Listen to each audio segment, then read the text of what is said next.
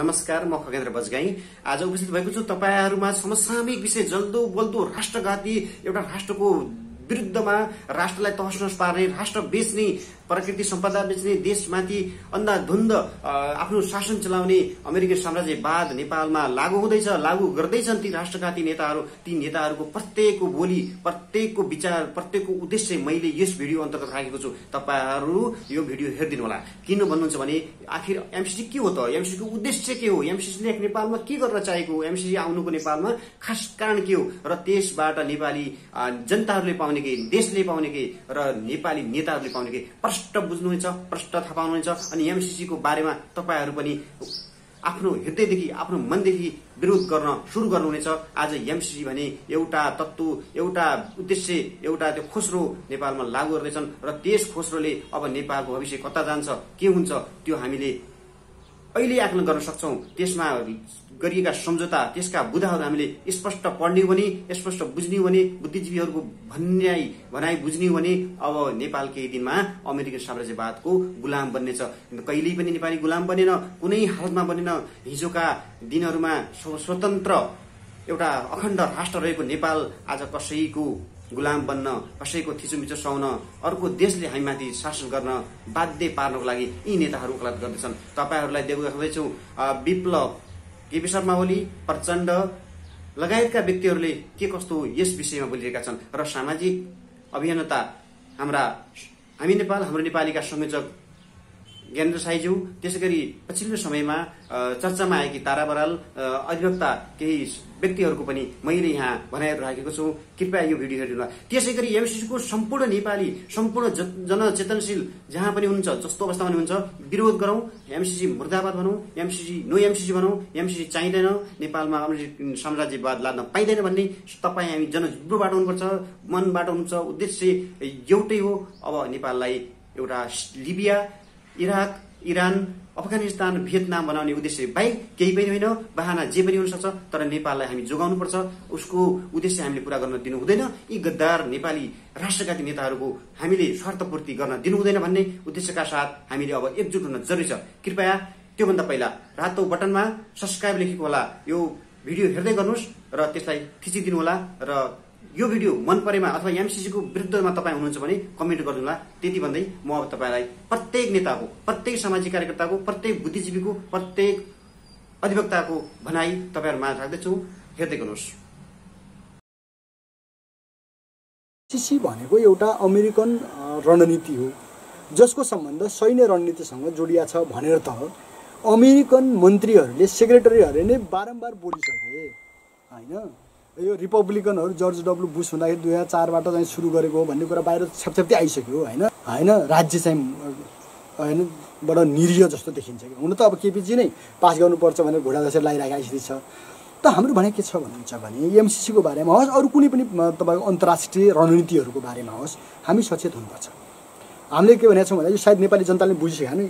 त्यसको उद्देश्य के छ त भन्दाखेरि विभिन्न रणनीति बनाएर जुन ठाउँमा आफ्नो पकड कमजोर छ त्यहाँ बलियो बनाउने, क्षेत्रीय स्तरमा हेर्दा क्षेत्रीय स्तरबाट बनाउने हैन, के यो कन्टिनेन्टल भन्छ महादेशीय स्तरबाट हेर्दा महादेशीय स्तरबाट बनाउने, अनि ग्लोबलबाट हेर्दा ग्लोबल विश्वव्यापी रूपबाट बनाउने। यसरी तपाईको उनीहरू रणनीतिहरू बनाएर खण्ड खण्डमा आइराखेको स्थितिमा यो रणनीति एमसीसी अथवा एमसीसीसँग जोडिएको अहिले यहाँ तपाईको आछ नि यो हिन्द प्रशान्त रणनीति भन्ने, हिन्द प्रशान्त रणनीति जो आइरहेको छ यसलाई त उनीहरूले नै के भन्यो भने दक्षिण एसियामा अमेरिकन पकड कमजोर भएको हुनाले हैन यसलाई बलियो बनाउनको लागि पछिल्लो समयमा विकास गरिएको सैन्य रणनीति हो भनेर त अमेरिकाले नै भन्यो। अमेरिकाले के पनि भन्यो भन्दाखेरि त्यो सैन्य रणनीतिलाई सहयोग पुर्याउनको लागि यो चाहिँ यो के अरे एमसीसी बनाएको हो भनेर उसले भन्यो। भन्नुहोस् न, एमसीसी को उद्देश्य के छ त भन्दाखेरि अमेरिकन सैन्य रणनीतिलाई मद्दत गर्ने, त्यहाँ त्यो देशमा जहाँ एमसीसी जान्छ त्यो देशमा चाहिँ विकास निर्माण आदि इत्यादि जे गर्नुपर्छ गर्दै हैन, जुन क्षेत्रमा सहयोग गर्नुपर्छ गर्दै अमेरिकन सैन्य रणनीतिलाई मद्दत पुर्याउने, मलजल गर्ने हो भनेर त उनीहरूले नै भनिराखेका स्थितिमा यो चाहिँ हाम्रो देशको हितमा छैन। अमेरिकन सैन्य रणनीति भनेको त पछि त आउने कुरा के हो, नेपालमा सैन्य अड्डा बनाउने, यहाँ आफ्नो अनुसार कानुन बनाउने, यहाँ आफ्नो अनुसार राज्य बनाउने, सरकार बनाउने अनि चलाउने, नेपाललाई अर्को ढङ्गको नव उपनिवेश बनाउने, यो छ नि त। यसो भएपछि यो चाहिँ ठीक छैन भनेर हामीले पनि भन्यौं, सबैले भने राम्रो कुरा के हो भने कम्तीमा सरकारी कम्युनिस्ट पार्टीभित्र यो बहस भएको छ र यो पास हुन सकेन, त्यसलाई हामीले राम्ररी सकारात्मक ढङ्गले नै हेरेका छौँ, यसलाई पास गर्न दिनु हुँदैन भनेर भनेका छौँ। यो जनता पनि क्लियर हुँदै गएका छन्। यो यसका विभिन्न हामीले के भनेका छौँ, यसका बहुआयामहरू छन्, त्यसको बारेमा सबै यहाँ त हुन्न, तर एउटा नम्बर 1 गएको छ नेपालमा कम्युनिस्ट पार्टी, कम्युनिस्ट सरकार, कम्युनिस्ट व्यवस्था नआओस् होइन, यो चाहिँ साँच्चैको नहोस् भन्नेमा यिनीहरूको त्यो देखिन्छ। यो चाइनासँग नजाओस् भन्ने देखिन्छ, चाइनालाई घेर्ने भन्ने देखिन्छ होइन, नेपाललाई आफ्नो मुठीमा राख्ने भन्ने देखिन्छ, नेपालमा अमेरिकन सेना उतार्ने भन्ने देखिन्छ। नेपालको कानुन अहिले नै उनीहरूले भनेअनुसार बनाउने हो भने त्यो कानुनले नै जहाँ जहाँ अमेरिकाको त्यो प्रोजेक्ट लागू हुन्छ नि, यो एमसिसी, त्यो भित्र कसैले छुन नपाउने भन्ने छ, उसको कानुन लागू हुने भन्ने छ। अमेरिकाले भनेअनुसार भएन भने अनि जे पनि गर्न पाउने भन्ने टाइपको छ। यस्ता कुराहरू जो छन् नि, यसले के देखाउँछ भने नेपालको सार्वभौमिकता, नेपालको चाहिँ आफ्नो चाहिँ हुन्छ नि स्वाधीनतालाई हनन गर्छ भन्नेसँग भएरले हामीले विरोध गरेका हौँ। यही कुरा नै जनताले पनि बुझ्दै गएको कुरा छ भन्नुहोस् न। एमसिसी नेपाली जनताको लागि, हाम्रो सुरक्षाकर्मी, हाम्रो प्रहरी, हाम्रो सेना, हाम्रो प्रधानमन्त्री, हाम्रो राष्ट्रपतिलाई उनीहरूले गोली हानेर मारे भने पनि, हाम्रै प्रहरीलाई, हाम्रै सेनालाई उनीहरूले गोली हानेर मारे भने पनि नेपालमा मुद्दा लाग्ने छैन भन्ने कुरो यसको 6.8 मा लेखिएको छ। हामी जस्ता अभियन्ता अधिवक्ताहरू, न्यायाधीश, प्रधान न्यायाधीशलाई समेतलाई गोली हानेर मार्न दिने छुट हामी दिने छैनौँ र यसको प्रतिवाद नेपालमा सशक्त हुनेछ। शरदजी एकदम धन्यवाद। अचानक अमेरिकन एम्बेसी पुगेर आउनुभयो, के गरेर आउनुभयो, के पत्ता लगाएर आउनुभयो? पानी आउन थाल्यो। अब हामीले चाहिँ यो हिजोदेखि डोनाल्ड ट्रम्पलाई एमसिसी किन तिम्रै लागि घातक छ र नेपाल रहने अमेरिकी नागरिकहरूको लागि किन खतरनाक छ, किन तिमीहरूको पनि ज्यान खतरामा हुनसक्छ एमसिसी ल्यायो भने, र तिम्रो लागि इन्टरनेसनल प्लानहरूमा किन बेफाइदाजनक छ, अरू देशमा एमसिसी कसरी फेलर हुँदै आयो र कसरी अरू देशमा असफल भयो त्यसरी नेपालमा पनि हुनेवाला छ भनेर हामीले इमेल गर्ने कार्यक्रम हिजोदेखि राखेका छौँ। त्यो इमेल एकदम धेरै ठुलो सङ्ख्यामा गइरहेको छ। हामीले त्यसमा लिङ्क पनि राखिदिएका छौँ अफिसियल वेबसाइटहरू लगायतमा। र आज त्यसैको प्रतिलाई हामीले चाहिँ यहाँ युएस एम्बेसीमा आएर अफिसियलले बुझाउने काम गऱ्यौँ र युएस एम्बेसीको रिप्रेजेन्टेटिभले भित्र बोलाएर लगेर अनि हामी सबैलाई त अब जान दिएन। सुरुमा केही साथीहरू आउनु भएको थियो, उहाँहरू होइन हाम्रो चाहिँ रमेशहरू लगायत साथीहरूलाई चाहिँ अब ओरैबाट चाहिँ होइन लखेट्ने कामहरू भयो, तर पनि हामी भित्र गएर म अनि हाम्रो कृष्ण प्रसाईज्यू जो हाम्रो चाहिँ ह्युमन राइट डिफेन्डर पनि हुनुहुन्छ, इन्टरनेसनल ह्युमन राइट लको चाहिँ एक्सपर्ट हुनुहुन्छ, त्यसै गरी हाम्रो बोधनाथ नेपालीज्यू लगायत हामी साथीहरू भित्र गएर दिएर आएका छौँ। के बुझ्नुभयो त अब योभन्दा अर्को एक्टिभिटिज र अब अहिले यति बेला त्यहाँ तपाईँ पुगेर आउँदाखेरि प्रतिनिधिसँग बुझ्दाखेरि चाहिँ के रहेछ त खास? So I think if you allow me to cast our vision and the development inside the embassy, it would be better to expressed by Krishna Prasai, because it has to be disseminated globally for the Americans too. So, if you can mention, please. I would like to express you that Nepal is a sovereign and independent country. Each citizen has a right to protect and aware to the people in the world. So, this MCC, from the beginning time, we would not like to enter in Nepal so that most of the people are conscious about this, and we do not like to invite upcoming incident while establishing MCC in Nepal, endorsing in Nepal, so that we want them as an independent and sovereign country. We would not like to induce an MCC in Nepal, and we want them. I think it's better to recite once the letter that was handed over to the US embassy. सेफरजी सँग छ होला पाउँ त त्यो हाम्रो पत्र पानी परिराखेको पत्र ओके अलिकति पानी पनि परिरहेको छ हैन अलि ओत लाग्ने ठाउँमा गएर बस्नु अलिकति पानी नपरेको ठाउँतिर जाउँ दर्शकवृन्द नमस्कार। यही आउने साता यो पापी प्रधानमन्त्री केपी ओली लगायत तीनैवटा पार्टी मिलेर एमसीसी पास गर्दैछन् नेपालबाट। अब बारम्बार 3 करोड नागरिकको विद्रोह हुँदाखेरि पनि उनीहरूले चाहिँ नागरिकहरू अब निदाएको बेला पास गर्यो भने आउने चुनावमा चुनाव खर्च हुन्छ, पैसा बिना चुनाव जितिदैन, अनि एमसीसीबाट पैसा कमाउने भनेर अर्थात् ठुलै जनविद्रोह भएछ भने एमसीसी पास गरिदिने, अमेरिकाको अखडा नेपालमा बनाइदिने अमेरिका र इन्डियाको, अनि उनीहरू चाहिँ अमेरिका र अस्ट्रेलिया पलायन हुनका लागि खर्च कमाउनका लागि यति उद्धत भएछन्। अब हामी चुप लागेर बस्नु हुँदैन कृपया। गत वर्ष जब यसको आवाज झिक्यो अनि यति ठुलो विद्रोह भए, दिनहुँका विद्रोहले गर्दाखेरि एकपटक सरकार घुँडा टेकेको सकेको अवस्था थियो। अहिले हामी चुपचाप लाग्यौँ, फेरि उनीहरू त हामीलाई नै हाम्रै मुटु किडनी कलेजो बेचेर खाएर पैसा कमाउन तल्लिनु भएका छन्। अब हामीले के गर्ने त नि, चुप लागेर बस्नु हुँदैन। म तपाईँहरूसँग आज विनम्र के अनुरोध गर्न चाहन्छु भने हरेक नेपालीहरूले चाहे अमेरिका चाहे बेलायत खाडी मुलुक जहाँसुकै बस्नुहोस्, तपाईँहरूले अहिले एमसीसी पास भयो नेपालमा भने तपाईँहरू फर्केर नेपालमा आउन पाउने अवस्था पनि रहँदैन। यहाँ विदेशी शक्ति सेनाले अखडा जमाइसकेको हुन्छ। यी अहिलेका नेताका 3 तहहरू जति जनप्रतिनिधिहरू छन् ती गाउँपालिकाका हुन् या प्रदेशका हुन् या केन्द्रका हुन्, यी सबै 20 किलो युरेनियमले किनिएका छन्। एक केजी युरेनियमको 20 अर्ब मूल्य हुँदो रहेछ न्यूनतम भनेपछि यिनीहरू त 20 4 खर्बले यी सारालाई किनिसकिएको छ। उसले हिसाब गरिसकेको छ। तर हामी किन बेचिने? यी ठुला ठुला नेता पो विदेश गएर सुरक्षित हुन्छन् त। 3 करोड नागरिक र यिनका भावी पुस्ताले नेपालमै बाँच्नु पर्दैन? हाम्रो मुलुक जानिकन यति जाबो 158-57 जना अर्थात् 386 जना यी कलङ्कित जनप्रतिनिधि मतलब संसदहरू छन् नि, यिनीहरूले हामी 3 करोड नागरिकलाई बेच्दैछन् यार। यी 386 जना संसदलाई अहिले हामीले चट्टाचट गिन्न सक्नु भने पनि एमसीसी फेल गराउन सकिन्छ नि। यिनीहरूको बहुमत आदिलाई मात्रै तल लगायौँ भने एमसीसी फेल हुन्छ।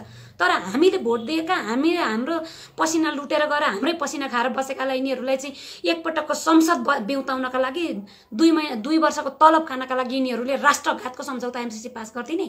म तपाईँहरूलाई आज यहाँबाट के विनम्र अनुरोध गर्न चाहन्छु भने विश्वमा छरिएर रहेका नेपाली जुन जुन मुलुकमा हुनुहुन्छ त्यहाँबाट आफ्ना जनप्रतिनिधिहरू, संसद अनि पालिकाका मेयर छन् या पालिकाका गाउँपालिकाका अध्यक्ष छन् अनि वडा अध्यक्षलाई डाइरेक्ट आफ्नो जिल्लाको खोजेर फोन नम्बर हान्नुहोस्। फोन हानेर तुरुन्त एमसीसी खारेज गराउने नगराउने, एमसीसीको विद्रोह गराउने नगराउने।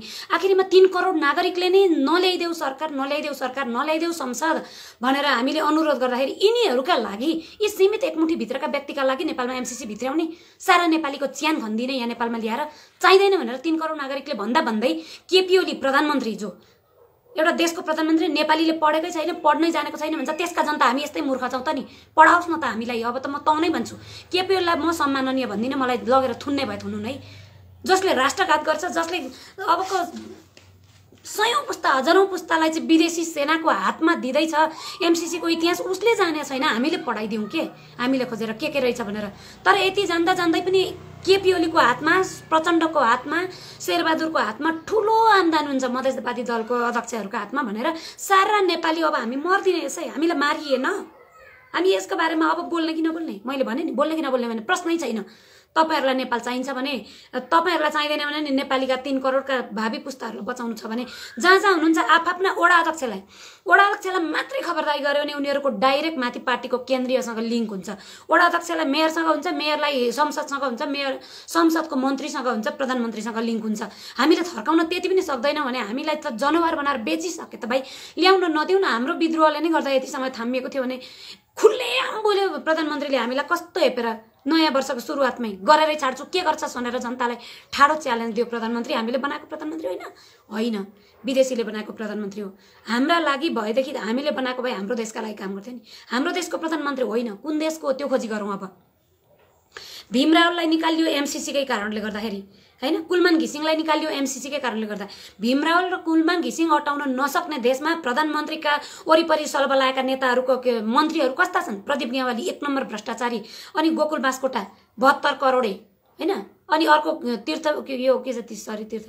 खतिवडा, युवराज खतिवडालाई एमसीसीको एजेन्ट बनाएर अमेरिका पठाइएको छ नेपाली खर्चमा। नेपालको राष्ट्र ब्याङ्कको पैसा लगेर अमेरिकामा घर बनाएर यो अर्थमन्त्री युवराज खतिवडा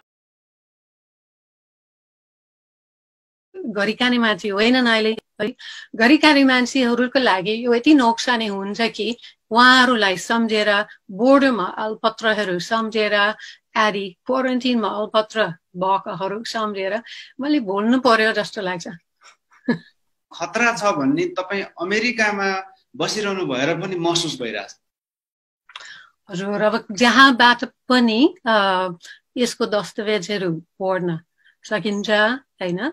एउटा दुःखद कुरा, जलनाथजीको एउटा चाहिँ भिडियो अन्तर्वार्तामा उहाँले यो कार्यदल बनाइसकेपछि हामी चाहिँ सबै डकुमेन्टहरू जम्मा गर्यो, सहायक सम्झौताहरू सहित उहाँले भन्नुभयो होइन।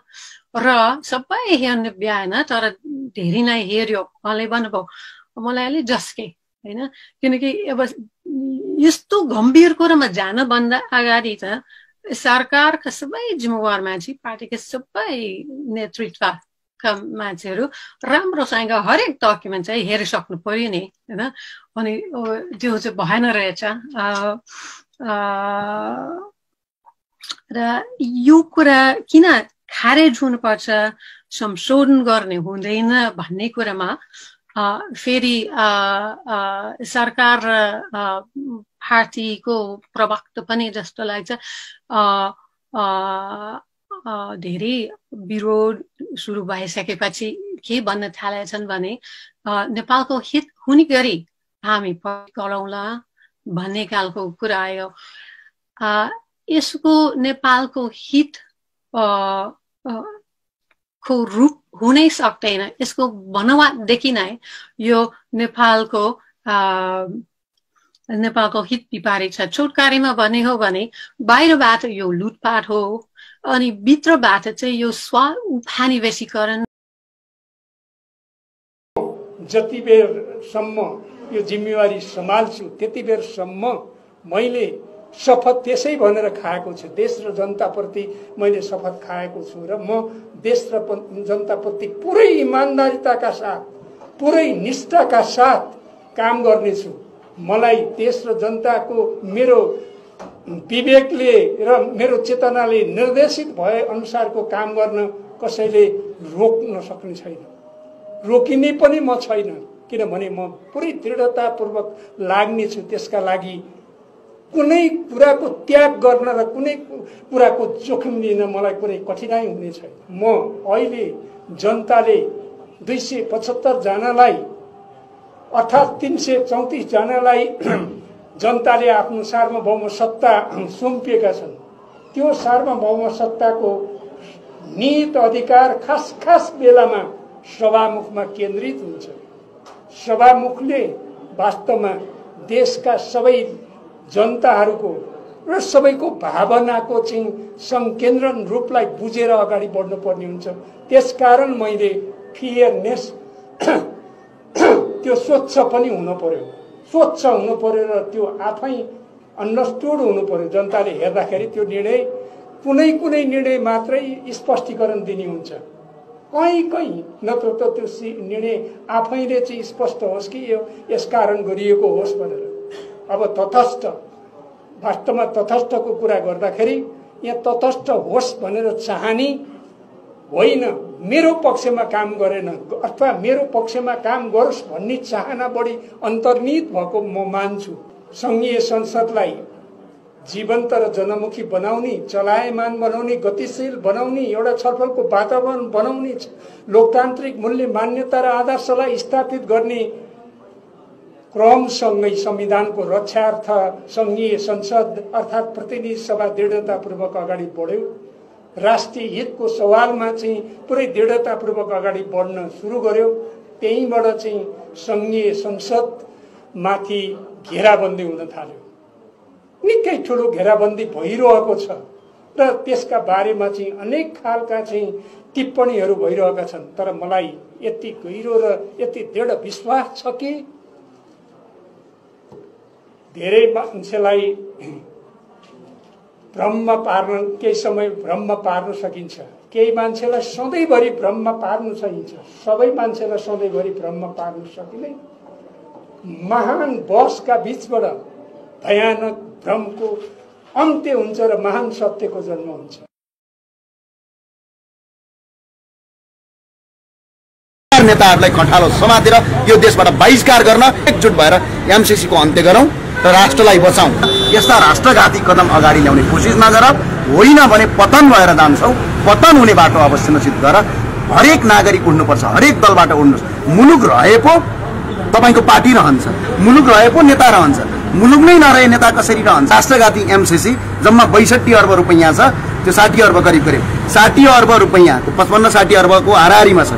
त्यो पैसा एनसेलबाट उठाउने भने नि आउँछ, अहिले 4G घोटालाबाट उठाउने भने आउँछ, वाइड बडीबाट उठाउने भने आउँछ, र अर्को कुरा यी अरबौं रुपैयाँ कर छलेका छन्, त्यो करबाट उठाउन सकिन्छ। एमसीसी जस्तो घातक चिज नेपालमा लागू गर्नु हुँदैन र यो कुरा बन्द गर्नुहोस्। र यदि नेपाल रह्यो भने पो तपाईको दल र पार्टी रहन्छ। विभिन्न पार्टीका कार्यकर्ताहरूलाई र पार्टीका नेताहरूलाई पनि मेरो आग्रह छ, नेपाललाई नै बेच्ने किसिमको प्रवृत्ति नगर्नुहोस्। थप किसिमका आन्दोलन यदि आवश्यक पर्यो भने अब यो हाम्रो नेपाल हामी नेपाली अभियानले देशभरि एमसीसीका विरुद्धमा आन्दोलन गर्नेछ र यसका लागि अहिले नै दलका नेता र प्रधानमन्त्रीलाई मेरो आग्रह छ, यस्ता राष्ट्रघाती कदम अगाडि ल्याउने कोसिस नगर, होइन भने पतन भएर जान्छौँ। पतन हुने बाटो अब सुनिश्चित गर। हरेक नागरिक उड्नुपर्छ, हरेक दलबाट उड्नुहोस्। मुलुक रहे पो तपाईँको पार्टी रहन्छ, मुलुक रहे पो नेता रहन्छ, मुलुक नै नरहे नेता कसरी रहन्छ? त्यो भएको हुँदाखेरि सबै दल पार्टीका जति पनि कार्यकर्ताहरू हुनुहुन्छ, जति पनि राष्ट्रवादीहरू हुन्छ, सबै अब मुलुक बचाउनका लागि एकजुट बनाऊ। यो राष्ट्रघाती एमसीसी जम्मा 62 अर्ब रुपैयाँ छ, त्यो 60 अर्ब करिब 60 अर्ब रुपैयाँ 55-60 अर्बको हाराहारीमा छ। त्यो पैसा एनसेलबाट उठाउने भने नि आउँछ। अहिले तपाईहरु के भन्नुहुन्छ? एमसीसी भने अमेरिकी सेना आउन थाल्यो, यहाँको कलखाना, यहाँलाई यो युद्ध भूमि इराक बनाउन थाल्यो। मलाई यतिको प्रणाम। अमेरिकामा ठोक्यो नेपालमा पनि ठोक्छ, इरानमा ठोक्यो नेपालमा पनि ठोक्छ, अफगानिस्तानमा ठोक्यो नेपालमा पनि ठोक्छ भन्ने एमसी। म पार्लियामेन्टको मेम्बर हो, तपाईले मलाई के भन्नु थाहा छ? तपाईले यो विधेयकका बारेमा संसदबाट पारित हुँदा उहाँले पढ्नु भएको छैन भन्ने। अनुसूची 1 को ग को 2 लाई खण्डन गर्नुस्, अनुसूची 4 को क लाई खण्डन गरेर यो राष्ट्र हितमा छ भन्नुस्। म यहाँबाट पढ्छु ल, बताउनुस्।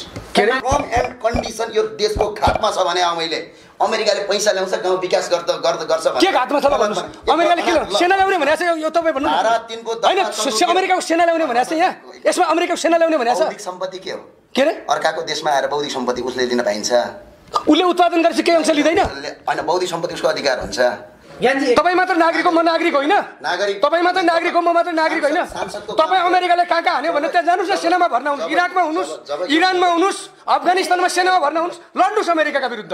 ताकत छ।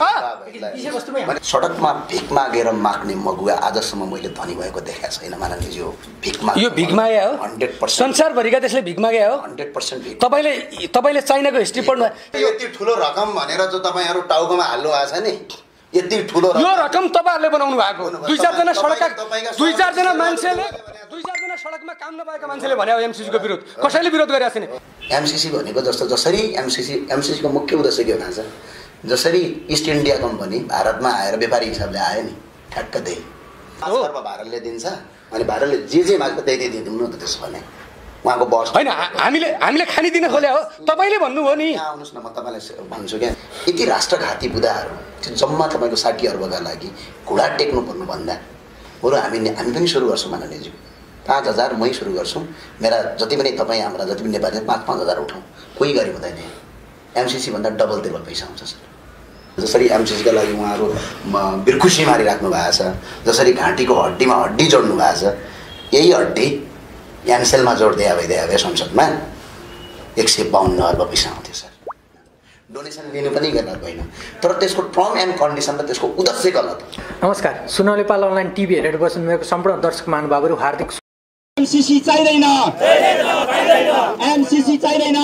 प्रतिगमनका विरुद्ध संविधान प्रतिगमन मुर्दाबाद, प्रतिगमन मुर्दाबाद। एमसीसी चाहिँदैन, एमसीसी चाहिँदैन। आजको आवाज सफल पारो। यो अत्याचार बुझ्नै पर्छ। यदि यो अत्याचार मानेनौ भने हामी तिमीलाई सहयोग मान्दैनौ। हामी आग्रह गर्न चाहन्छौँ सरकारलाई, हामीले 1 करोड भन्दा बढी अत्याचार ल्यायौं, सबैले ताली पटकाएर स्वागत गर्नु। यदि आँखा देख्दैन, यदि आँखा फुटेको छ भने माइती घर मण्डलामा आएर हेरेर जा, तेरा जासुसको गोचन फोटो खिचेर जा। 36 लाखलाई 1 करोडले यो मुलुकलाई आँखा लाउन चाहन्छौ भने गद्दारहरूलाई हामी संसद भवन मात्र होइन, तिम्रो घरबाट निकाल्छौ। त्यतिखेर तिमीलाई थाहा हुन्छ। विदेशी अमेरिकन जो जनात भन्छन् तिनी आज नेपाल आएका छन्, ती कुन तुलोमा लुकेका छन्, आज मात्र नेपाल आएका छन्। यिनलाई यो देशबाट निष्कासन गरिदिनौ न। नेपाल भियतनाममा 30 लाख मान्छे मार्यौ, हामीले देखेका छैनौ। इराकमा 10 लाख मान्छे मार्यौ, हामीले अफगानिस्तानमा देखेका छैनौ। राता र काला अंगुर फल्ने अफगानिस्तानका बस्ती र गाउँहरू आज एसएलआर र एसएमडीका खोका पाइन्छन्। आज भोलि नेपालमा त्यो अवस्था हुन्छ, हामीले देखेका छैनौ। हामी आग्रह गर्न चाहन्छौँ सरकारलाई, हामीले 1 करोड भन्दा बढी हस्ताक्षर ल्यायौं, सबैले ताली पड्काएर स्वागत। एमसीसी संसदले निर्णय गर्नु पर्यो, एमसीसी संसदले निर्णय गरोस्। निर्णयका लागि संसदमा हामीले प्रस्तुत गरेका छौं, सभामुखले निर्णयार्थ पेश गर्नुहुन्न। के हो यो? सभामुखले कुनै मर्यादा मान्नु पर्दैन? सरकारले पेश गरेको प्रस्ताव रोक्ने अधिकार सभामुखलाई हुन्छ? सरकारले पेश गरेको चीज सभामुखले निर्णयार्थ संसदमा पेश गर्नु पर्दैन? पेश नगर्ने। उहाँहरूलाई कानुनको संविधानको केही मतलब छैन, थितिको मतलब छैन, विधिको मतलब छैन, बलजफ्ती बलजफ्ती। नेपाली कांग्रेस एक शब्द बोल्न सक्छ? अहिलेको सरकार प्रतिगामी भयो रे, तमासा भयो रे। सरकारले पेश गरेको संसदमा पेश गरेको प्रस्ताव निर्णयार्थ सभामुखले पेश नगर्दा नेपाली कांग्रेस मुखमा पानी हालेर किन बस्छ? यो लोकतान्त्रिक अभ्यास हो कि होइन? किन बोल्दैन? बोल्नुहोस् नेपाली कांग्रेसका नेताहरू, बोल्नुहुन्न। किनभने त्यहाँ साँठगाँठ खोजिरहनु भएको छ उहाँहरू। अबको चुनावबाट एउटा आउँदैन, के निकाल्नु? अबको चुनावबाट एउटा आउनेवाला छ, अनि के निकाल्छ? निकाल, भित मार, रहर पुर्याउ। अहिले नै फेरि यो मौका आउँदैन। हामीले जिताइदिएका थियौँ र अलिकति सदस्य छन्, निकाल्न पाइयो। हामीले टाँसिदिएका जुगा त्यस्तो हामीले टाँसिदिएका जुगा, अलिक दिनपछि त्यो जुगा हामी निकाल्दैछौँ। त्यसपछि सिद्धियो। यो हस्ताक्षर बुझ्नै पर्छ। यदि यो हस्ताक्षर मानेनौ भने हामी तिमीलाई सभामुख मान्दैनौँ। हामी आग्रह गर्न चाहन्छौँ सरकारलाई, हामीले 1 करोड भन्दा बढी हस्ताक्षर ल्यायौं, सबैले ताली पड्काएर स्वागत गर्नु। यदि आँखा देख्दैन, यदि आँखा फुटेको छ भने माइती घर मण्डलामा आएर हेरेर जा, तेरा जासुस को छन्, फोटो खिचेर जा। 36 लाखलाई 1 करोड। यो मुलुकलाई आँखा लाउन चाहन्छौ भने गद्दारहरूलाई हामी संसद भवन मात्र होइन, तिम्रो घरबाट निकाल्छौ। त्यतिखेर तिमीलाई विदेशी अमेरिकन जो जनात भन्छन् तिनी आज नेपाल आएका छन्। ती कुन तुलोमा लुकेका छन्, आज मात्र नेपाल आएका छन्। यिनलाई यो देशबाट निष्कासन गरिदिनौ न। भियतनाममा 30 लाख मान्छे मार्यौ, हामीले देखेका छैनौ। इराकमा 10 लाख मान्छे मार्यौ, हामीले अफगानिस्तानमा देखेका छैनौ। राता र काला अंगुर फल्ने अफगानिस्तानका बस्ती र गाउँहरू आज एसएलआर र एसएमडीका खोका पाइन्छन्। आज भोलि नेपालमा त्यो अवस्था हुन्छ, हामीले देखेका छैनौं। हामी आग्रह गर्न चाहन्छौँ सरकारलाई, हामीले 1 करोड भन्दा बढी हस्ताक्षर ल्यायौं, सबैले ताली पड्काएर स्वागत